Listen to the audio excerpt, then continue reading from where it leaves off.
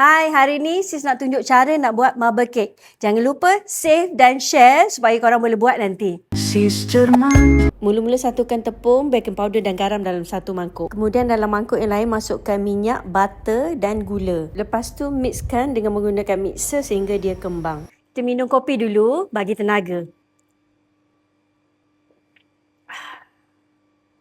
Bila adunan dah mula nampak kembang, masukkan telur sebiji demi sebiji dan mix lagi sehingga adunan tu sebati dan kembang. Kemudian kita masukkan esen vanila. Untuk sukatan, korang tengok dekat ruangan caption. Kemudian kita masukkan tepung dan mix sebentar, baru kita masukkan susu. Kita selang-selikan dengan susu dan tepung dan pastikan bahan terakhir itu adalah bahan kering iaitu tepung. Kita mixkan sebentar sahaja, kemudian kita kautkan bahagian tepi supaya semua bahan bergaul rata. Kemudian spray atau sapukan butter pada baking foam dan ratakan dengan kitchen towel. Seterusnya masukkan 3/4 bahagian daripada adunan tadi dan selebihnya kita campurkan dengan cocoa powder. Gaul rata sehingga adunan menjadi warna coklat. Kemudian kita scoopkan warna coklat tu sedikit demi sedikit atas adunan warna putih. Kemudian kita lorek-lorekkan supaya dia jadi corak yang menarik dan bakar pada suhu 180 darjah Celsius selama 1 jam.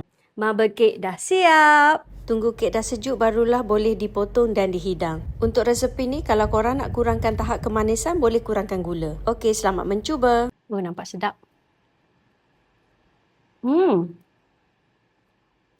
Gebu, lembut, memang sedap. Ini kalau lain dengan kopi, lagi mantul. Mana kopi SJ? Minta sini.